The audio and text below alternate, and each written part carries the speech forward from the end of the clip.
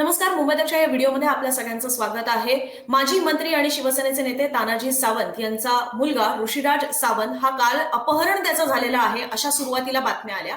त्या संदर्भातलाच एक खरं तर निनावी फोन हा तिकडे पोलिसांना आलेला होता, पण त्याच्यानंतर तो बेपत्ता आहे असं वाटायला लागलं. तोच पोलिसांनी स्वतःहून पत्रकार परिषद घेत पुणे पोलिसांच्या सह आयुक्तांनी तानाजी सावंत यांच्यासोबत पत्रकार परिषद घेत या सगळ्याची माहिती दिली की ऋषिराज सावंत हे कुठे आहेत याची आम्हाला माहिती मिळालेली आहे. ते एका चार्टर्ड फ्लाईटने खरं तर बँकॉकच्या दिशेने निघालेले होते, पण ते फ्लाईट यू टर्न घेत पुन्हा एकदा पुण्यात आणण्याचा प्रयत्न सुरू आहे. आणि हे कुठलंही अपहरण नाहीये, फक्त तो आम्हाला कुणालाही न सांगता गेला, त्याच्यामुळे आम्हाला ही चिंता आहे आणि म्हणून आम्ही पोलिसांकडे याबद्दल माहिती दिलेली आहे असं तानाजी सावंत यांनी म्हटलेलं आहे.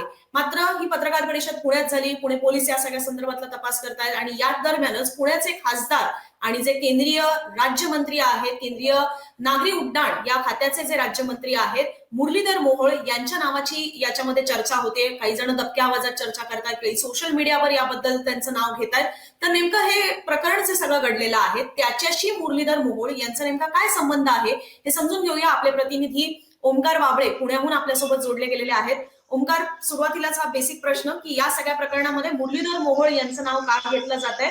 म्हणजे इकडे ऋषिराज सावंत हे चार्टर्ड फ्लाईटने जाणं आणि तिकडे मोहोळ हे स्वतः केंद्रीय नागरी उड्डाण खात्याचे असलेले राज्यमंत्री, याचा थेट संबंध आहे का? मोहोळ यांचं नाव का चर्चेत आहे? बघा, मी याआधी ही गोष्ट म्हटली की केस व्हीआयपी असली किंवा एखादा महत्वाचा माणूस या सगळ्यामध्ये हाय प्रोफाईल इन्व्हॉल्व असला की यंत्रणा इतक्या शिताफीने आणि तत्परतेने कामाला लागतात की आपल्या लोकशाहीचंही आता प्रतीकच म्हणावं लागेल या सगळ्यामधून. दोन गोष्टी आहेत अनुजा माझ्याकडे. एक म्हणजे ग्लोबल पॅसेंजरचा मॅनिफेस्टो आहे, हा पेपर आहे. या पेपरवरती त्या चार्टर्ड फ्लाईट जी आहे पुणे टू बँकॉक फ्लाय करणारी, जिचं 4:30 वाजताचं डिपार्चर होतं, ज्यावेळी ती डिपार्चर 4:30 वाजता पुणे एअरपोर्टवरून फ्लाय करणार होती, त्याचं आहे. आणि एअरक्राफ्ट कोणतं आहे तर फाल्कन 2000 LX नावाचं एअरक्राफ्ट आहे. ज्या एअरक्राफ्टमध्ये 3 जण क्रू आहेत आणि पॅसेंजरच्या डिटेल आहेत. सो साधारण पॅसेंजर मॅनिफेस्ट म्हणजे याच्यामध्ये, या कागदामध्ये ज्या कंपनी थ्रू, ज्या फ्लाईट थ्रू आणि तुम्ही जो फ्लाइंग पार्टनर त्यात निवडलेला आहे त्याच्या थ्रू तुम्ही फ्लाय होणार असतात, ती कंपनी तिथे त्या एअरपोर्ट वरती जाण्यासाठी त्या एअरपोर्टच्या ऑथॉरिटीजला हे डिटेल्स प्रोव्हाइड करते की आमच्या वतीने इथे एक्झॅक्टली फ्लाय करायला कोण असणार आहेत. तर पायलट, को पायलट म्हणजे 2 कॅप्टन याच्यामध्ये होते आणि एक टेक्निकल असिस्टंट ज्योतिनाथ नावाचे अशा व्यक्ती होते, जयश्रीनाथ नावाच्या यामध्ये व्यक्ती आहेत. आणि 3 जण यामध्ये फ्लाय करतायत. त्यातलं पहिल्याचं नाव आहे प्रवीण प्रदीप उपाध्ये, दुसरं ऋषिराज तानाजी सावंत आणि तिसरं नाव आहे संदीप श्रीपती वसेकर. यांच्या डिटेल्स या डॉक्युमेंटवरती संपूर्ण दिलेल्या आहेत. आता या सगळ्यासाठी 78 लाख रुपयांचं 9 तारखेला बुकिंग झालेलं होतं. 9 तारखेला बुकिंग झालंय, म्हणजे 10 तारखेला हे फ्लाय होणार. ही ऐन वेळी केलेली चार्टर्ड फ्लाईट नाहीये, इट इज प्री प्लॅन. ते बँकॉकला जाणार होते, हे कन्फर्म होतं.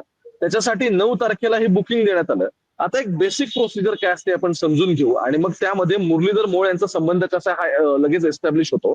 आणि काल ज्यावेळी फोनाफोनी झाली त्यावेळी सुद्धा हवेतलं विमान एकदम हवेतूनच परत आणण्यासाठी दिल्ली मार्फत कशी सगळी सूत्र हल्ली, या सगळ्याचं आपल्याला उत्तर मिळेल.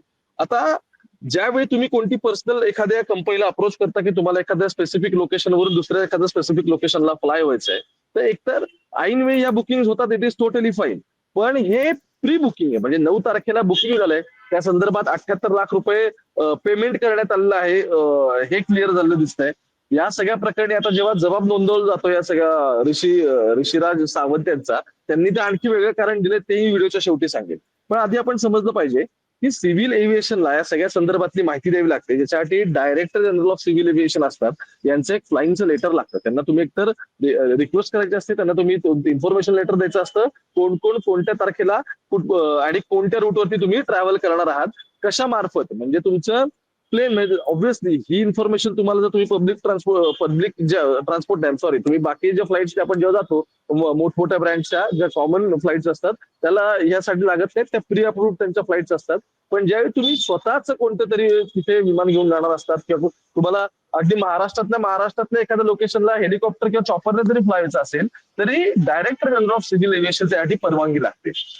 ती परवानगी या सगळ्यामध्ये घेतली गेलेली दिसते. ठीक आहे. दुसरं, ही माहिती याच्यासाठी द्यायची असते की हा विभाग येतो हवाई नागरी उड्डाण मंत्री, म्हणजे जे सिव्हिल एव्हिएशन जे फक्त केंद्रातलंच आहे सरकार, त्याचे राज्यमंत्री आहेत मुरलीधर मोहोळ.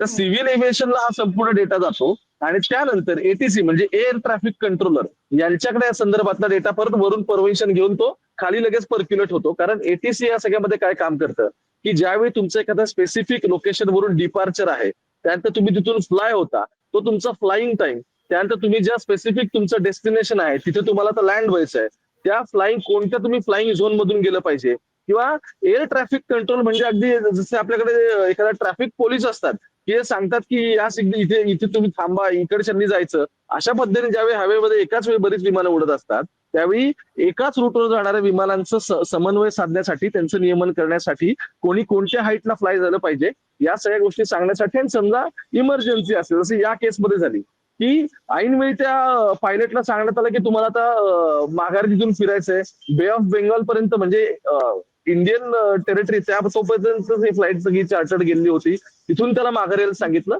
सो या सगळ्यामध्ये एअर ट्रॅफिक कंट्रोलरने या सगळ्या प्रकरणामध्ये काम केलं आणि त्यांनी ते नियमन करून मागे आणलं. आता या सगळ्याच्या ज्या सेंट्रल ऑथॉरिटीज आहेत त्या ऑथॉरिटीज आहेत केंद्र सरकारकडे. त्याचे मिनिस्टर ऑफ स्टेट कोण आहेत, तर त्याचे मिनिस्टर ऑफ स्टेट आहेत मुरलीधर मोहोळ.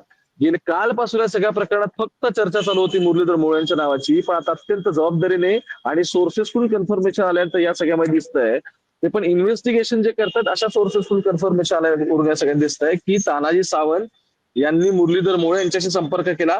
त्यानंतर लगेचच जे डायरेक्टर जनरल आहेत सिव्हिल एव्हिएशनचे त्यांच्याकडून डिटेल्स मागवण्यात आल्या आणि त्या डिटेल्स पुणे पोलिसांना गेल्यानंतर मग ते फ्लाय कुठे झालं हे कळतंय. कारण काय की बघा, पोलीस हे मोबाईल ट्रेस करू शकतात, तुमचा नंबर एक्झॅक्टली कुठे आहे काय नाही याची माहिती काढू शकतात, पण ज्यावेळी तुम्ही हवेतून एखाद्या ठिकाणी प्रवास करत असता, ज्यावेळी तुम्ही रेंजमध्ये नसता, अशा वेळी तुमचं लोकेशन काढण्यासाठी तुम्ही तिथून ज्या प्लेनने तुम्ही चाललाय किंवा ज्या हेलिकॉप्टरने किंवा कोणत्याही तुम्ही गोष्टींनी समजा चॉपर युज करताय, तर त्याचं लोकेशन ट्रॅक केलं जातं आणि त्या लोकेशनचा डेटा हा डायरेक्टर जनरल ऑफ सिव्हिल एव्हिएशनकडे असतो.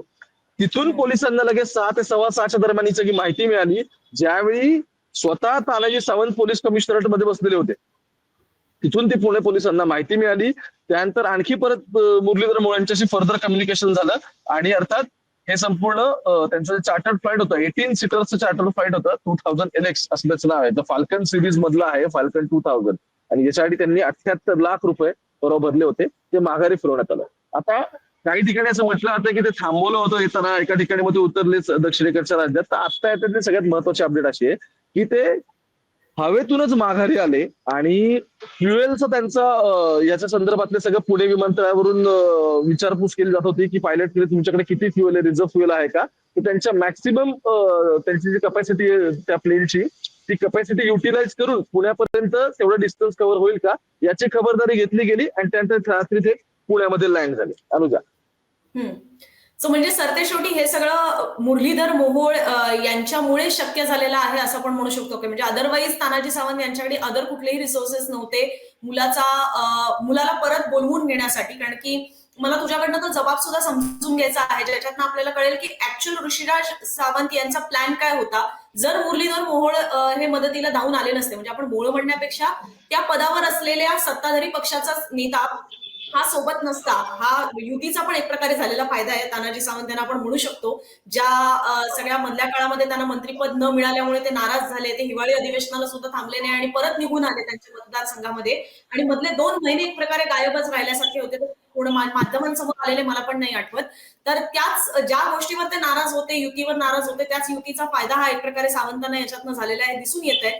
तो मोहोळ नसते तर ऋषिराज सावंत यांना ट्रॅक करणं, ट्रेस करणं किंवा परत बोलावून घेणं हे तेवढं कठीण होऊन बसलं असतं का, आणि काय नेमका सावंतांचा प्लॅन होता की जो यशस्वी होऊ शकला नाही मुरलीधर मोहोळ यांच्या मध्यस्थीमुळे, तानाजी सावंत यांनी त्यांना लगेच केलेल्या कॉन्टॅक्टमुळे आणि पुढे सगळ्या गोष्टी घडवून आणल्यामुळे. तानाजी सावंत मला आठवतं 16 तारखेला 16 ते 21 हिवाळी अधिवेशन होतं, त्याच्या आधी ते तिथल्या नागपूरमधल्या रेडिन्सन ब्लू हॉटेलमध्ये होते आणि जसं ते अधिवेशनाच्या आधी पोर्टफोलिओ डिस्ट्रीब्युशन डिक्लेअर झालं, तानाजी सावंत पूर्ण अधिवेशनाला थांबले नाहीत. तिथून ते थेट त्यांच्या भूमिपरांमध्ये पण गेले नाहीत. जिथे कार्यकर्ते आक्रोश करत होते ते पुण्यातल्या त्यांच्या घरी आले आणि पुण्यातल्या घरी आल्यानंतर त्यांनी मीडियाला असं सांगितलं की कोलेस्ट्रॉल वाढल्यामुळे डॉक्टरांनी सल्ला घ्यायला आम्हाला डॉक्टरांनी सल्ला दिलाय की मी रेस्ट घेतली पाहिजे.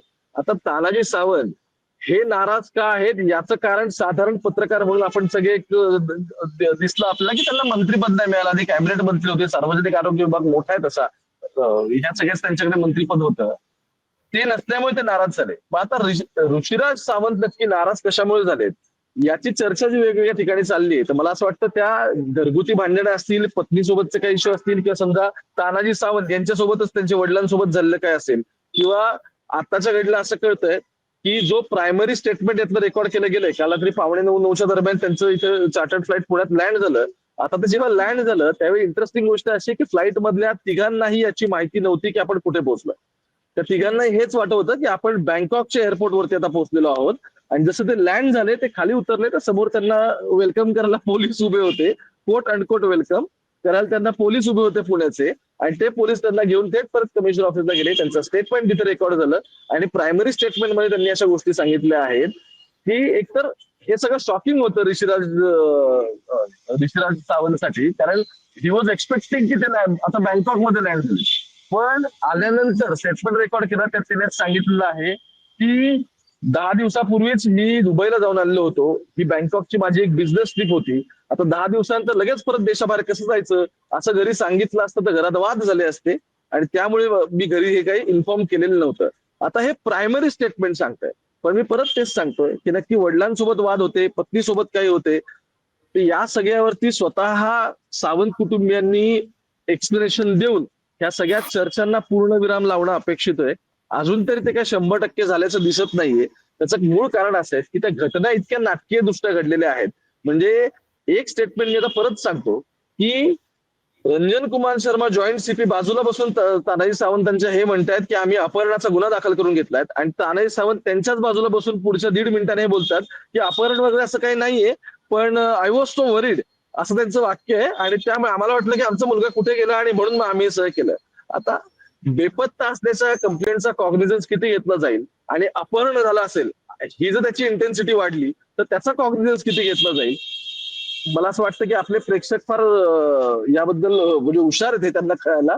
त्यामुळे अपहरणाचं प्रकरण दाखवून या सगळ्यामध्ये सिस्टीम जी काय सगळी यंत्रणा कामाला लागली, त्या यंत्रणा कामाला लागण्यामध्ये सुद्धा तुम्ही आमदार असतं, तुम्ही लोकप्रतिनिधी असता, आणि त्यातून तुम्ही सत्तेमधले एक भाग असतं, या सगळ्या गोष्टींचं किती वजन पडतं, आणि ते दिल्लीपर्यंत ते दिल्लीपर्यंत वजन पडतं, आणि तिथून पुढे ते बे ऑफ बेंगॉल पर्यंत जाऊन ते माघारी घेता येतं. इतकं सगळं नाटकीय दृष्ट्या ते आता घडलं असं दिसतं. खूप खूप धन्यवाद ओंकार. आणि ओंकारने खरं तर ओंकारच्या हातामध्ये एक FIR सुद्धा आहे, जी या प्रकरणात झालेली FIR आहे. त्या FIR मध्ये काय आहे हे तुम्हाला जाणून घ्यायचं असेल तर त्याबद्दल ओंकारने एक वेगळा व्हिडिओ रेकॉर्ड केलेला आहे, जो तुम्हाला मुंबई तकच्या युट्यूब चॅनलवर व्हिडिओ सेक्शन मध्ये पाहता येईल.